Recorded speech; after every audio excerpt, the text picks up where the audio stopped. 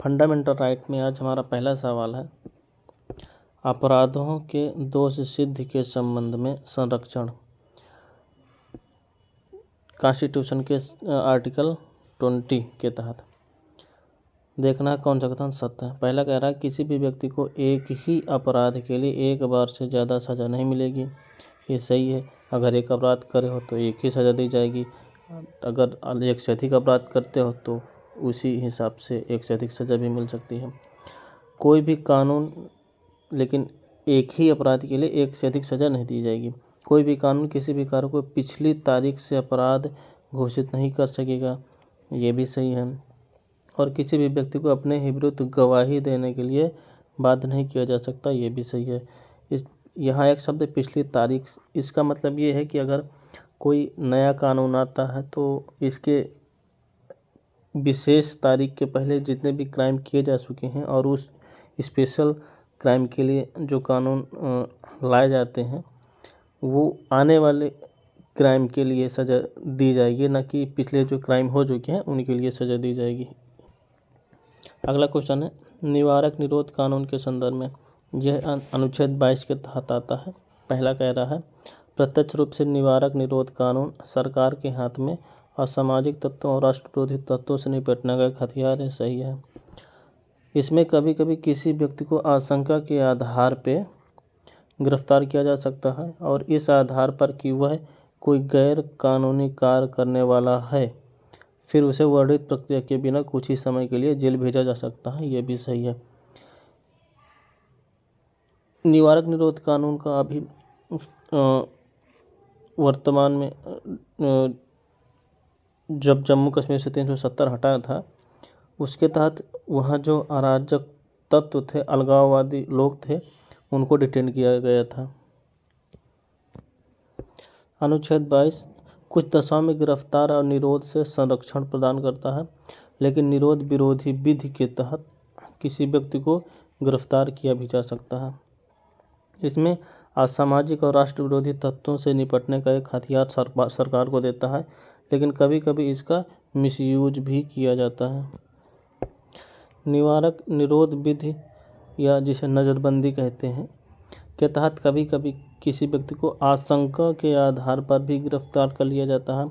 यदि सरकार को लगे कि कोई व्यक्ति देश की कानून व्यवस्था या शांति या सुरक्षा के लिए खतरा बन सकता है तो उसे बंदी बनाया जा सकता है। निवारक निरोध कानून के तहत किसी व्यक्ति को अधिकतम 3 माह तक ही बंदी बनाया जा सकता है और अगर हमें 3 माह से अधिक के लिए बंदी बनाना है तो ऐसे मामले की समीक्षा के लिए एक सलाहकारी बोर्ड के समक्ष प्रस्तुत किया जाएगा और वो बोर्ड जो भी सजेशन देगा उसके तहत उस व्यक्ति को बंदी बनाया जा सकता है। अगला क्वेश्चन है, इसमें हमें असत्य देखना है।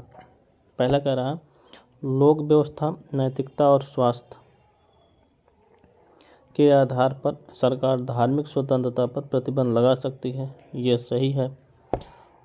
धार्मिक स्वतंत्रता का अधिकार सीमित है, अर्थात सामाजिक बुराइयों को दूर करने के लिए सरकार इन पर प्रतिबंध लगा सकती है।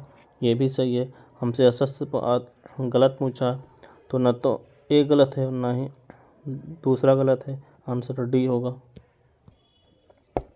नेक्स्ट क्वेश्चन है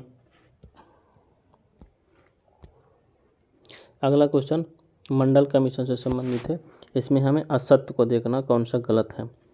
पहला कह रहा है, यह दूसरा पिछड़ा वर्ग आयोग था जिसके अध्यक्ष बिंदेश्वरी प्रसाद मंडल थे। यह सही है। इसकी सिफारिशों को 1990 में लागू किया गया। ये भी सही है। इसकी सिफारिशों द्वारा केंद्र सरकार की नौकरियों में अन्य पिछड़ा वर्ग को रिजर्वेशन दिया गया। ये भी सही है। और सरकार द्वारा इसकी सिफारिशों को लागू करने का सभी वर्गों ने स्वागत किया। ये गलत हो जाएगा। इसको सुप्रीम कोर्ट में चुनौती दी गई थी, आंसर 4 होगा। 1978 में दूसरा पिछड़ा वर्ग आयोग प्रधानमंत्री उस समय मोरारजी देसाई थे, जनता पार्टी की सरकार थी। इनके द्वारा बिंदेश्वरी प्रसाद मंडल की अध्यक्षता में कमीशन गठित किया गया। इस आयोग ने कहा कि इस आयोग को मंडल आयोग के नाम से भी जाना जाता है। इसने 1980 में अपनी सिफारिशें पेश की और सरकार ने आयोग की बातों को लेके सरकारी नौकरियों व शिक्षा संस्थाओं में पिछड़े वर्गों के लिए 27% सीटें आरक्षित करने की सिफारिश की और 1990 में तत्कालीन प्रधानमंत्री बीपी सिंह के द्वारा इनकी सिफारिशों को लागू कर दिया गया। इसके अलावा दक्षिण भारत के राज्यों में 1960 के दशक से ही ओबीसी के लिए रिजर्वेशन का प्रावधान था, लेकिन यह उत्तर भारत में लागू नहीं था। तो जब यह रिजर्वेशन व्यवस्था उत्तर भारत में लागू की गई तो कई शहरों में हिंसक विरोध प्रदर्शन हुए और इस फैसले को न्यायालय में चुनौती दी गई थी। बात करें प्रथम पिछड़ा वर्ग आयोग, इसका गठन 1953 में काका साहेब कालेलकर की अध्यक्षता में की गई थी। अगला क्वेश्चन है, भारत के संविधान में शोषण के विरुद्ध अधिकार द्वारा निम्न में से कौन सा परिकल्पित? हमें देखना है कि शोषण के विरुद्ध के अधिकार में कौन कौन से आते हैं। पहला, मानव देह व्यापार और बंधुआ मजदूरी जिसे बेगारी कहते हैं का निषेध है, यह सही है। अस्पृश्यता का उन्मूलन नहीं होगा। अल्पसंख्यकों के हितों की सुरक्षा, ये भी नहीं होगी। और कारखानों और खदानों में बच्चों के नियोजन का निषेध, ये है। तो सी 1 और 4 हो जाएगा। अगला क्वेश्चन है, निम्नलिखित में से किनको विधि के शासन के प्रमुख लक्षणों के रूप में माना जाएगा? पहला, शक्तियों का परिसीमन, सही है। और विधि के समझ क्षमता, ये भी सही है। सरकार के प्रति जन उत्तरदायित्व, ये गलत हो जाएगा। और अगला है स्वतंत्रता और नागरिक अधिकार, ये सही हो जाएगा। आंसर 1, 2, 4 सी सही होगा। ब्रिटिश न्यायविद एवी डाइसी, इनका मानना था कि विधि के समझ क्षमता का विचार विधि के शासन के सिद्धांत का मूल तत्व है। व्यक्तिगत अधिकारों की स्वतंत्रता अर्थात संविधान व्यक्तिगत अधिकारों का परिणाम है जिसके नागरिक अधिकार तथा स्वतंत्रता विधि के शासन के प्रमुख लक्षणों में शामिल है। शक्तियों पर युक्ति युक्त निर्बंधन या परिसीमन विधि के शासन के तहत ही लगाया जा सकता है। अगला क्वेश्चन है, हमें देखना कि मानव अधिकारों की व्यापक उद्घोषणा के अंतर्गत उपयुक्त में कौन से अधिकार मानव अधिकार या अधिकारों में आते हैं। यहाँ मानव अधिकारों की व्यापक उद्घोषणा का मतलब है संयुक्त राष्ट्र मानव अधिकार की बात हो रही है और हमारा संविधान भी मानव अधिकार की बात करता है। तो इसमें क्या क्या है देखते हैं। पहला, शिक्षा का अधिकार है। समानता के साथ सार्वजनिक सेवा प्राप्त करने का अधिकार, ये भी है। और भोजन का अधिकार, ये भी है। सही हो, सभी सही हो जाएगा। आंसर डी होगा। मानव अधिकारों की व्यापक उद्घोषणा को संयुक्त राष्ट्र महासभा ने 1948 में अपनाया था। इस उद्घोषणा में ऐसे साझा मानदंडों को अपनाया गया जिन्हें सभी राष्ट्रों को प्राप्त करना है। इसके तहत घोषित मानव अधिकार जीवन का अधिकार है, कानून के समक्ष समानता और कानूनों के समान संरक्षण का अधिकार है, शिक्षा, वस्त्र, आवास और चिकित्सा सेवाओं का अधिकार है और भोजन का अधिकार है। शोषण के विरुद्ध अधिकार है, निजता का अधिकार है, राष्ट्रीयता का अधिकार है, विचारों एवं अभिव्यक्ति की स्वतंत्रता का अधिकार है, सामाजिक सुरक्षा का अधिकार है, सार्वजनिक सेवाओं तक समान पहुंच का अधिकार है और ये सभी अधिकार हमारे संविधान में हैं। अगला क्वेश्चन है, भारत में निजता के अधिकार, राइट टू प्राइवेसी की बात कर रहा है। इसमें देखना कौन सा कथन सही है। पहला कह रहा है भारत में इसे मौलिक और आत्यंतिक अधिकार के रूप में पहचान मिली हुई है, ये गलत हो जाएगा। सुप्रीम कोर्ट ने इसको आर्टिकल 21 के तहत माना है बट संविधान में इसका ऑर्डर नहीं किया गया। अगला, यह भारतीय संविधान के अनुच्छेद 21 के तहत निर्गत है, ये सही हो जाएगा। और खड़क सिंह मामला 1962 में सर्वोच्च न्यायालय ने कहा कि निजता का अधिकार संविधान के अंतर्गत एक मौलिक अधिकार है, ये सही है, लेकिन संविधान में इसका भी वर्णन नहीं किया गया, इस वजह से ये भी गलत हो जाएगा। आंसर दूसरा सही होगा। सुप्रीम कोर्ट ने के 9 न्यायाधीश, ये पीठ थी 9 न्यायाधीशों की, इन्होंने फैसला दिया था कि गोपनीयता का अधिकार जीवन और व्यक्तिगत स्वतंत्रता के अधिकार जो कि अनुच्छेद 21 के तहत है, इसे भारतीय संविधान के भाग 3 में निहित विभिन्न मौलिक स्वतंत्रताओं के तहत स्वाभाविक रूप से संरक्षण प्राप्त होगा। इसके अलावा गोपनीयता के अधिकार को हमारे संविधान के तहत मौलिक अधिकार माना गया है, लेकिन अन्य मौलिक अधिकारों के तहत इसे पूर्ण अधिकार का दर्जा नहीं प्राप्त है, इसलिए पहला गलत हो जाएगा। 9 न्यायाधीशों की संविधान पीठ ने 1954 में MP शर्मा मामले में 8 जजों की और 1962 में खड़क सिंह मामले में 6 जजों की खंडपीठ द्वारा फैसले को खारिज कर दिया गया, जिसमें कहा गया था कि निजता को संविधान के तहत सुरक्षित नहीं किया गया। खड़क सिंह मामले में सुप्रीम कोर्ट ने निर्धारित किया कि व्यक्ति की गरिमा को अनुच्छेद 21 के तहत व्यक्तिगत स्वतंत्रता के अर्थ में आवश्यक अवयव के रूप में शामिल करना चाहिए, लेकिन गोपनीयता के अधिकार को हमारे संविधान के तहत मौलिक अधिकार नहीं मिला हुआ है। अनुच्छेद 21 भारतीय संविधान में सबसे विस्तृत फंडामेंटल राइटों में से एक है। अगला क्वेश्चन है, भारतीय संविधान के अनुच्छेद 19 स्वतंत्रता संबंधी अधिकार के अंतर्गत अधिकारों के संदर्भ में निम्नलिखित कथनों पर विचार करना। पहला कह रहा है, ये अधिकार केवल राज्य की कार्रवाई के विरुद्ध उपलब्ध है, सही है।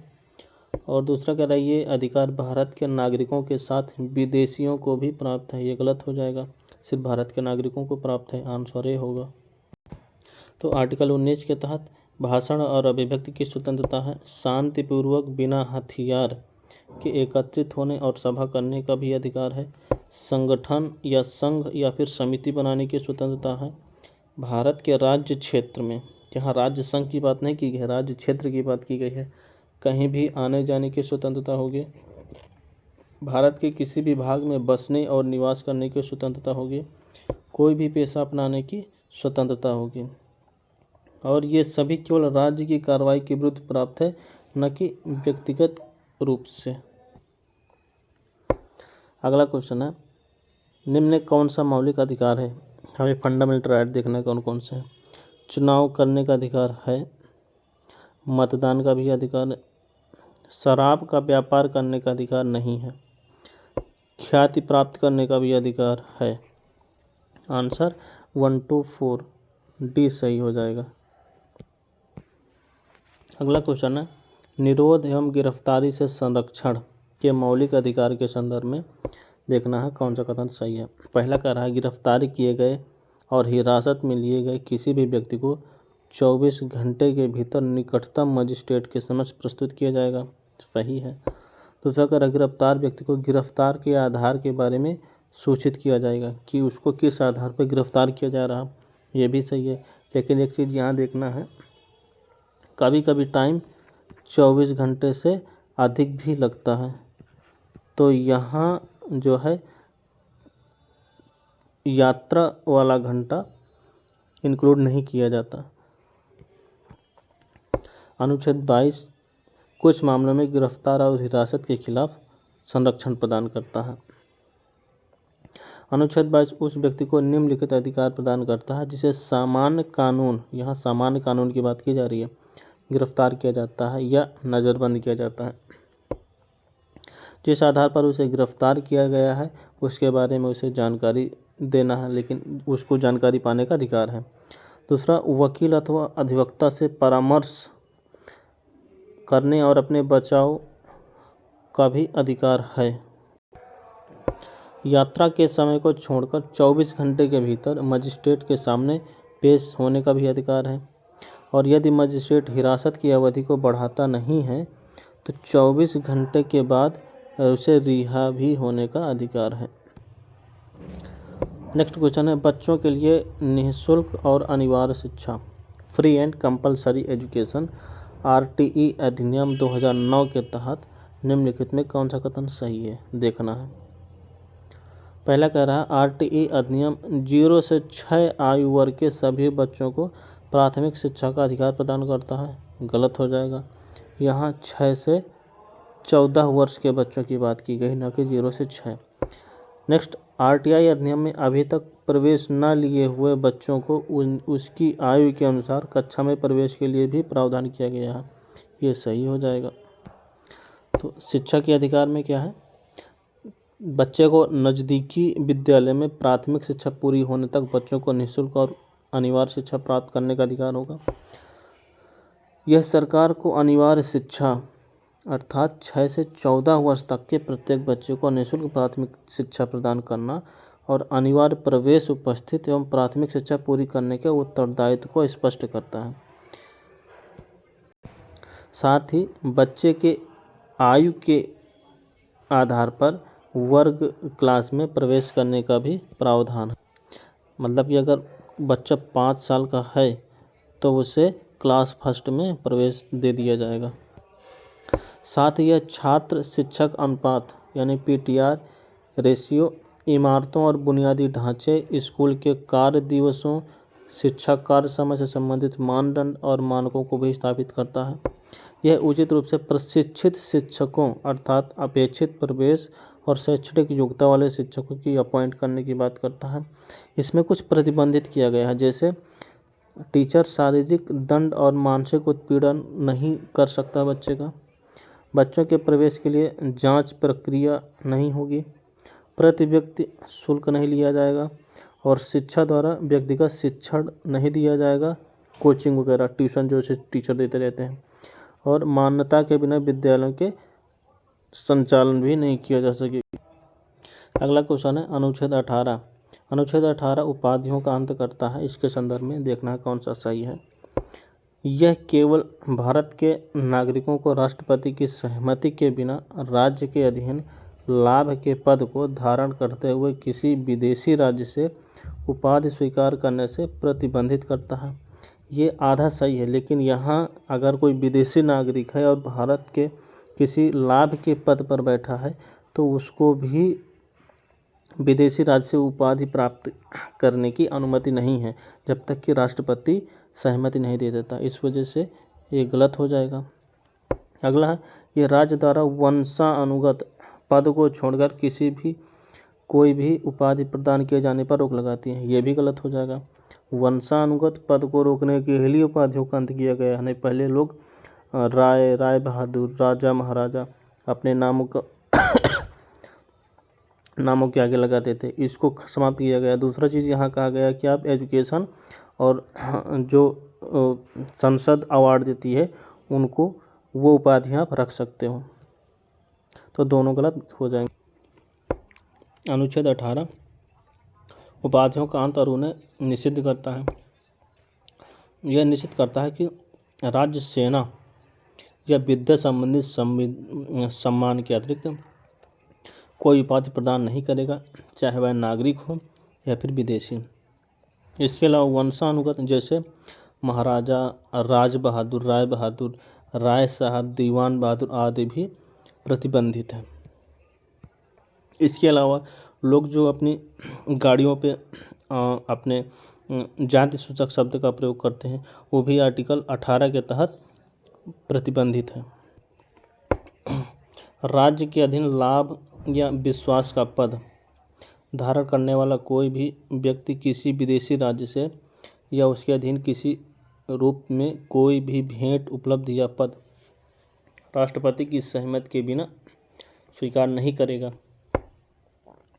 और कोई विदेशी राज्य के अधीन यदि लाभ का पद या विश्वास के पद पर बैठा है तो वह भी विदेशी राज्य से कोई उपाधि प्राप्त धारण नहीं करेगा जब तक कि राष्ट्रपति सहमति नहीं दे देते। अगला क्वेश्चन है अभिव्यक्ति की स्वतंत्रता के संदर्भ में। पहला कह रहा है अनुच्छेद 19 नागरिकों को हड़ताल का अधिकार प्रदान करता है परंतु प्रदर्शन या विरोध का अधिकार प्रदान नहीं करता। ये गलत हो जाएगा। प्रदर्शन या विरोध का अधिकार देता है लेकिन हड़ताल का अधिकार नहीं देता।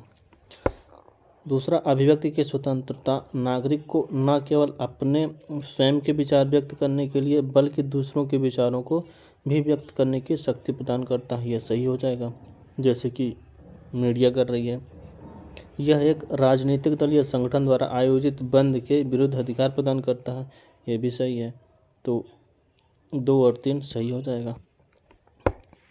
भारतीय संविधान अनुच्छेद 19 के अंतर्गत प्रत्येक नागरिक को वाक एवं अभिव्यक्ति की स्वतंत्रता प्रदान करता है। वाक एवं अभिव्यक्ति की स्वतंत्रता को जो है देखें तो इसके अंतर्गत अपने या किसी अन्य के विचारों को प्रसारित करने का अधिकार है। इसमें प्रेस की स्वतंत्रता भी है और व्यावसायिक विज्ञापन की भी स्वतंत्रता है। अगर हमारा फ़ोन टैप किया जा रहा है बिना कानूनी कार्रवाई के, तो उसके विरुद्ध भी हमारा अधिकार है कि हमारा कोई फ़ोन टैप नहीं कर सकता। इसी वजह से आजकल जो सोशल मीडिया प्लेटफॉर्म है जैसे व्हाट्सएप हो गया अदर कुछ, तो उनमें उच्च श्रेणी का प्रोटेक्शन लगा होता है जिससे कोई तीसरा हमारी बातों को ना सुन सके। नेक्स्ट है प्रसारित करने का अधिकार, अर्थात सरकार का इलेक्ट्रॉनिक मीडिया पर मोनोपोली नहीं होगा, ये भी सही है। और किसी राजनीतिक दल या संगठन द्वारा आयोजित बंद के खिलाफ अधिकार भी होगा। सरकारी गतिविधियों की जानकारी का अधिकार होगा, आरटीआई इसी के तहत लाया गया। शांति का अधिकार होगा, किसी अखबार पर प्री सेंसरशिप के विरुद्ध भी अधिकार। यहाँ पर अनुच्छेद 19 के तहत प्रदर्शन और विरोध का अधिकार है, लेकिन हड़ताल का अधिकार नहीं होगा। अगला क्वेश्चन है बंदी प्रत्यक्षीकरण रिट के संदर्भ में। अब पहला कह रहा आपराधिक आरोप में न्यायालय द्वारा हिरासत में लिए गए व्यक्ति को रिहा करने के लिए इसे जारी नहीं किया जा सकता, ये सही है। और बंदी प्रकटीकरण रिट प्राण और दैहिक स्वतंत्रता के अधिकार की रक्षा करता है, ये भी सही है। हमसे पूछा गया कौन सा सही नहीं मतलब कि गलत है, तो जब दोनों सही हैं तो आंसर डी हो जाएगा। अगला क्वेश्चन है हमें सही कथन देखना। पहला कह रहा है सशस्त्र विद्रोह यानी आंतरिक आपातकाल जब लगता है इसके आधार पर अनुच्छेद 19 को निलंबित नहीं किया जा सकता, ये सही है। अगला कह रहा है अनुच्छेद 12 के तहत गैर संवैधानिक प्राधिकरण भी राज्य के रूप में माने जाएंगे, ये भी सही है। इसके बारे में पहले हम पढ़ चुके हैं, आंसर सी सही होगा। राष्ट्रीय आपात अनुच्छेद 359 की उद्घोषणा के दौरान अनुच्छेद 20 और 21 द्वारा प्रदान किए गए अधिकारों को छोड़कर अन्य मौलिक अधिकारों को निलंबित किया जा सकता है। अनुच्छेद 19 द्वारा प्रदत्त 6 अधिकार केवल तभी निलंबित किए जा सकते हैं जब आपातकाल की घोषणा युद्ध या बाहरी आक्रमण यानी जब बाहरी आपातकाल लगता है तभी निलंबित किया जा सकता है। यदि सशस्त्र विद्रोह यानी आंतरिक आपातकाल लगता है तो 358 के तहत इसको निलंबित नहीं किया जा सकता। अगला क्वेश्चन है हमें सही कथन देखना है। पहला कह रहा है कि भारतीय संविधान अपने नागरिकों को संपत्ति हासिल करने या अधिकृत करने की शक्ति प्रदान नहीं करता, ये गलत हो जाएगा। अनुच्छेद 19 के अंतर्गत वाक तथा अभिव्यक्ति की स्वतंत्रता केवल भारतीय नागरिकों को प्राप्त है, ये सही है। यहाँ विदेशियों को नहीं प्राप्त है, आंसर भी सही होगा। यहाँ हम नागरिकों एवं विदेशियों को प्राप्त मूल अधिकार, लेकिन शत्रु देश के नागरिकों को छोड़ के और केवल नागरिकों को प्राप्त मूल अधिकारों की तुलना करेंगे। अनुच्छेद 14 ये विदेशियों और अपने नागरिकों दोनों को प्राप्त है। इसके तहत विधि की समझ समता और विधियों का समान संरक्षण होगा। वही अनुच्छेद 15 केवल धर्म, मूल, वंश, जाति, लिंग या जन्म स्थान के आधार पर विभेद का निषेध करता है, ये सिर्फ नागरिकों को प्राप्त है। अनुच्छेद 20 अपराधों के लिए दोषसिद्धि के संबंध में संरक्षण, ये नागरिकों के साथ साथ विदेशियों को भी प्राप्त है। लेकिन अनुच्छेद 16 लोक नियोजन के विषय में अवसर की समता, यह सिर्फ नागरिकों को प्राप्त। अगला अनुच्छेद 21 जो प्राण एवं दैहिक स्वतंत्रता की बात करता है, ये दोनों को प्राप्त है। लेकिन अनुच्छेद 19 वाक्य एवं अभिव्यक्ति, शांतिपूर्ण सम्मेलन, निर्बाध विचरण एवं निवास तथा संघ बनाने की स्वतंत्रता सिर्फ नागरिकों को प्राप्त है। अनुच्छेद 21A प्रारंभिक शिक्षा का अधिकार, ये नागरिकों के साथ साथ विदेशियों को भी प्राप्त है। लेकिन अनुच्छेद 29 अल्पसंख्यकों की भाषा, लिपि और संस्कृति की सुरक्षा प्रदान करता है, ये सिर्फ नागरिकों को प्राप्त है। अनुच्छेद 22 हिरासत और नज़रबंदी से संरक्षण, अनुच्छेद 23 और 24 शोषण के विरुद्ध अधिकार और अनुच्छेद 25 से 28 धर्म की स्वतंत्रता का अधिकार, ये सभी नागरिकों के साथ साथ विदेशियों को भी प्राप्त है। लेकिन अनुच्छेद 30 अल्पसंख्यकों को शिक्षण संस्थाओं की स्थापना और प्रशासन का अधिकार, ये सिर्फ नागरिकों को प्राप्त है। तो ये दोनों में अंतर था। अगला क्वेश्चन है, विचार तथा अभिव्यक्ति की स्वतंत्रता के मूल अधिकार के संबंध में सही देखना क्या क्या सही है। पहला, यह युक्त निर्बंधन पर आधारित है, सही है। इसमें प्रेस की स्वतंत्रता सम्मिलित है जो अभिव्यक्ति पद से उत्पन्न होती है। व्यावसायिक प्रचार की स्वतंत्रता तथा चुप रहने की स्वतंत्रता भी इसमें सम्मिलित है, ये भी सही। अगर वाक्य एवं अभिव्यक्ति की स्वतंत्रता है तो शांत रहने की भी स्वतंत्रता है। भारत के उच्चतम न्यायालय के अनुसार ये राष्ट्र भौगोलिक सीमा तक ही सीमित नहीं है, ये भी सही है। और अगला चौथा कह रहा है, देश की सुरक्षा, मित्र देशों से संबंध, लोक व्यवस्था, शिष्टाचार और नैतिकता, न्यायालय अवमानना, बदनामी, हिंसा भड़काना और राजद्रोह संविधान में वर्णित युक्त निर्बंधन है। ये चौथा गलत हो जाएगा, है, लेकिन ये अनुच्छेद 19 के तहत नहीं है। अगला कह रहा है, यह नागरिकों तक ही सीमित है, अतः यह निगम कंपनी पर लागू नहीं होता, परंतु निगम के अंशधारक यानी शेयर होल्डर इसे अपनी निजी क्षमता में उपयोग करते हैं। इसी प्रकार एक कंपनी या विदेशी यदि प्रेस चलाता है तो उसे यह अधिकार प्राप्त नहीं है यदि भारतीय शेयर होल्डर व्यक्तिगत रूप से इस अधिकार के पात्र हैं। तो ये भी सही हो जाएगा। आंसर सी सही होगा, चौथा गलत हो जाएगा। नेक्स्ट क्वेश्चन है, मौलिक अधिकार के संबंध में हमें गलत कथन को देखना है। भारतीय संविधान द्वारा 6 मौलिक अधिकार दिए गए हैं और इनमें से कुछ केवल नागरिकों को प्राप्त हैं, यह सही है, अभी हमने पढ़ा। इसके पहले 7 थे लेकिन अब 6 हैं। धर्म, मूल वंश, जाति, लिंग या जन्म स्थान के आधार पर सकारात्मक विभेदीकरण है, ये भी सही है। और अनुच्छेद 14 द्वारा प्रदत्त विधि का समान संरक्षण विभेदीकृत उपचार करने के लिए युक्त आधार मार्ग प्रशस्त करता है, ये भी सही हो जाएगा। चौथा, अनुच्छेद 20 भूत लक्ष्य प्रभावी वाली विधि एवं स्वयं दोषारोपण, दोहरे जोखिम और निवारक निरोध के विरुद्ध सुरक्षा प्रदान करता है, ये गलत हो जाएगा। तो ए सही होगा, बी सही होगा, सी सही होगा, चौथा गलत हो जाएगा। अनुच्छेद 20 भूत लक्ष्य प्रभाव, स्वयं पर दोषारोपण और दोहरे जोखिम के विरुद्ध सुरक्षा प्रदान करता है, लेकिन निवारक निरोध अनुच्छेद 22 के तहत है, जिसके तहत सरकार किसी व्यक्ति को अधिकतम 3 माह के लिए गिरफ्तार कर सकती है। नेक्स्ट क्वेश्चन है, भारतीय संविधान के निम्नलिखित में से किन उपबंधों में अवसर की समता का उल्लेख किया गया है। प्रस्तावना में किया गया है लेकिन मूल कर्तव्य में नहीं है, ये गलत हो जाएगा। मूल अधिकार और मूल कर्तव्य में मूल अधिकार मूल कर्तव्य, ये भी गलत हो जाएगा। प्रस्तावना और मूल अधिकार इसमें दिया गया है। मूल कर्तव्य और राज्य के नीति निर्देशक तत्व इसमें भी नहीं होगा, आंसर सी सही होगा। और आज का लास्ट क्वेश्चन है, निम्नलिखित में से किन आधारों पर राज्य व्यक्ति के धार्मिक कार्यों के प्रबंधन स्वतंत्रता पर विधि द्वारा निर्बंधन आरोपित कर सकता है। पहला, लोक व्यवस्था कर सकता है, सदाचार इसमें भी कर सकता है और स्वास्थ्य इसमें भी कर सकता है, सभी में कर सकता है, आंसर डी होगा। अनुच्छेद 26 में धार्मिक कार्यों के प्रबंधन की स्वतंत्रता पर विधि द्वारा निर्बंधन के संबंध में प्रावधान किया गया है। इसे लोक व्यवस्था, सदाचार व स्वास्थ्य के अधीन रखा गया है। आज खत्म करते हैं।